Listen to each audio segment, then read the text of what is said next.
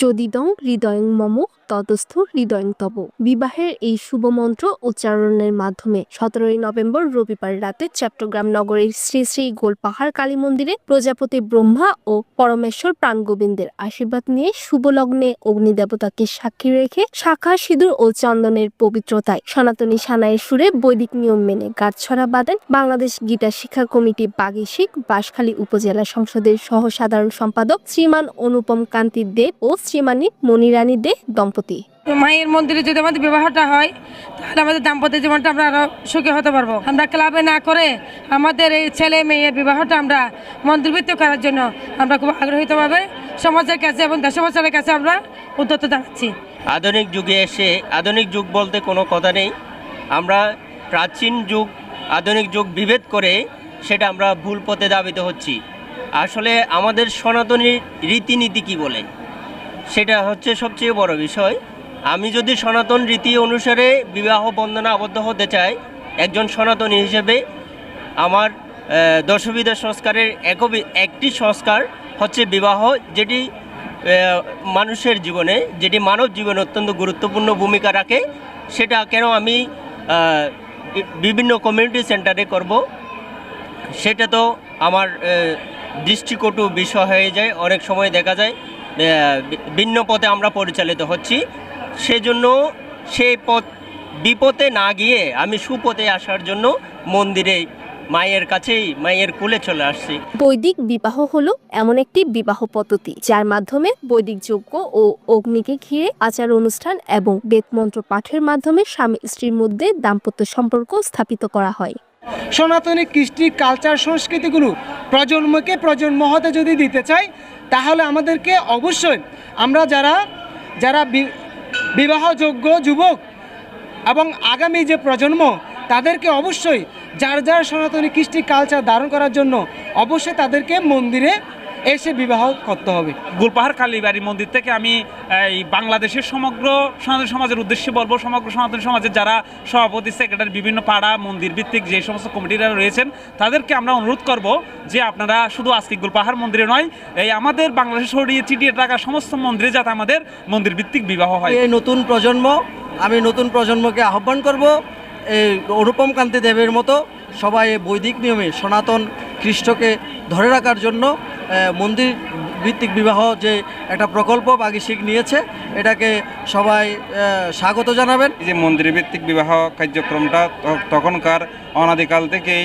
যে রাজস্বী জনক থেকে শুরু করে সত্যযুগেরকে অনুসরণ করে আবারও যে মন্দির ভিত্তিক বিবাহ কার্যক্রমটা যে প্রচলিত হচ্ছে, এটা খুব আনন্দিত।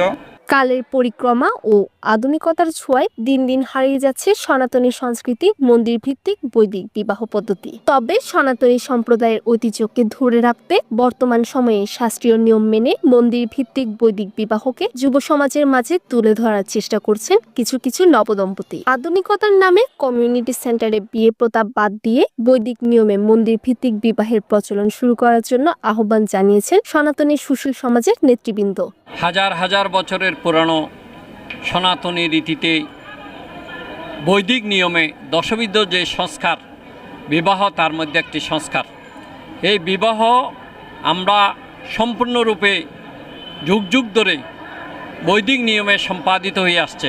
আমাদের বাংলাদেশ গীতা শিক্ষা কমিটির অনেকগুলো মানবিক এবং সামাজিক প্রজেক্টের মধ্যে অন্যতম একটি প্রজেক্ট হচ্ছে মন্দির ভিত্তিক বিবাহ প্রকল্প। আমাদের কেন্দ্রীয় সংসদের মাননীয় প্রধান উপদেষ্টা তিনি আসলে আমাদের এই মন্দির ভিত্তিক বিবাহ প্রকল্পটি সর্বপ্রথম তিনি উদ্বোধন করেন তার নিজের ছেলের বিবাহ দেওয়ার মাধ্যমে।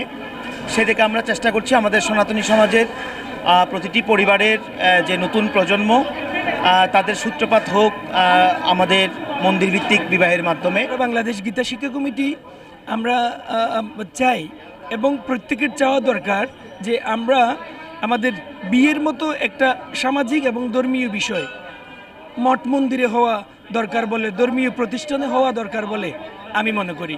কেননা আমরা যদি এই মন্দিরভিত্তিক বিয়ে কিংবা ধর্মস্থলীতে বিয়ে কিংবা আমাদের ধর্মীয় অনুষ্ঠানাদি ধর্ম মন্দিরে করার জন্য সিদ্ধান্ত নেই, এতে করে সাত্ত্বিকভাবে ধর্মীয় বিষয়গুলো ধর্মীয় প্রতিষ্ঠানে হবে, আর্থিকভাবেও লাভবান হব। সনাতনী সম্প্রদায়ের ছেলে মেয়েদের বিবাহটা মন্দির ভিত্তিক করানো, সেটাই আমরা সফলতার দ্বার প্রান্তে এসে উপস্থিত হয়েছি।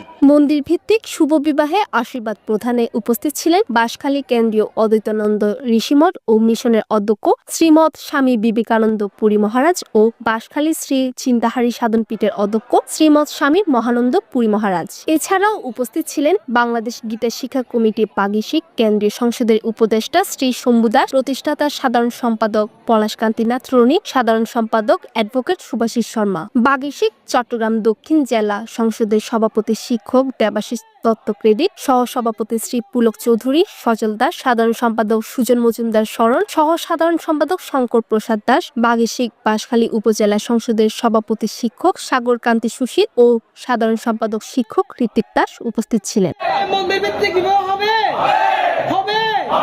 কোনো কমিউনিটি সেন্টার নয়, প্রতিটি মন্দিরই হোক বাঙালি সনাতন ধর্মাবলম্বীদের বিবাহের মূল কেন্দ্রবিন্দু। চট্টগ্রামের গোলপাহাড় মন্দির থেকে অর্পিতা চৌধুরী, সনাতন টিভি, চট্টগ্রাম।